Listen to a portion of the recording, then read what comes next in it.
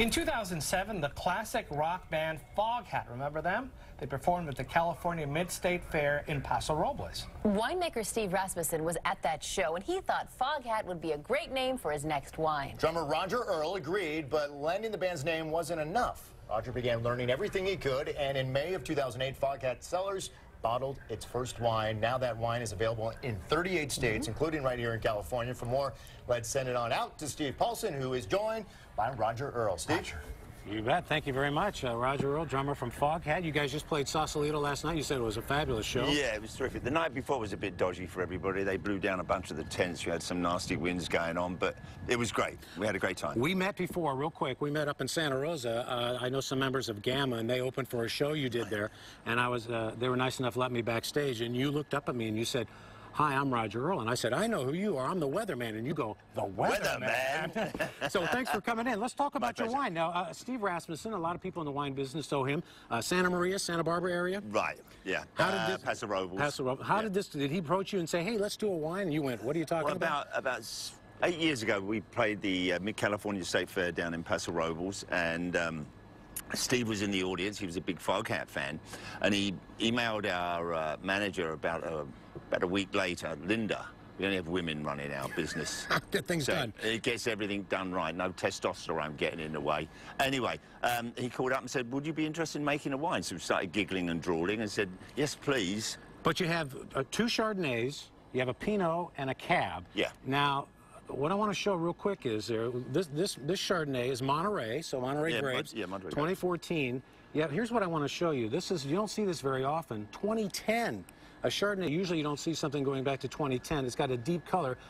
What do you know the process he went through to make it last like this? But he just he aged it. He aged it, yeah. This one was aged in oak, I believe, and but it's fantastic. We also have a 2008, which actually really stood up really well. Now, Steve is a brilliant winemaker. I'm just really good at drinking this stuff. I love it.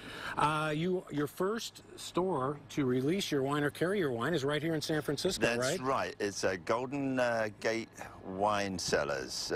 Frank Mellis was in charge of that, and he was the first one to take our wine. He said, "This is some really good stuff."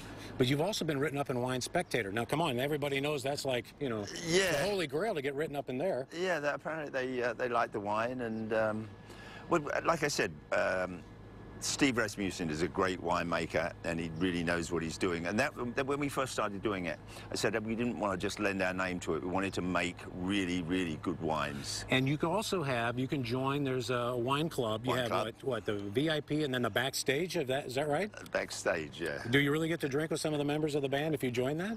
Only after the show. After the show, we well, don't drink before. How many cases are you guys making? Do you know? Between 400 and 500 cases. So boutique. Yeah. That's enough. That's enough for now. That's enough for now. Was there ever a defining moment where you went, "Hey, you know what? I think I like this wine"? Was there ever one day where you went, "You know what? This stuff's better than, you know, the hard stuff"? Or the Yeah, it started. The first one we did was a 2005 cab from Paso Robles. That was the first one we did, and we made 90 cases of that, and it was delicious.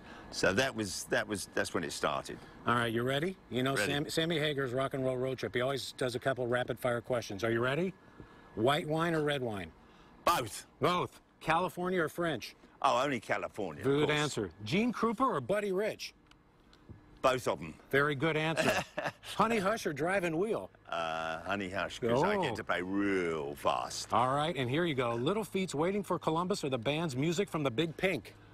Little Feat. Little Feat are just my favourite band. I saw them like when everybody was there. Lowell George, one of my favourite bands. Absolutely incredible, and their live album was a definitive live album. There you go. So not only is he selling, really, this is good, you guys. I'm not kidding. I think they're about sold out. You can still get it online, I believe.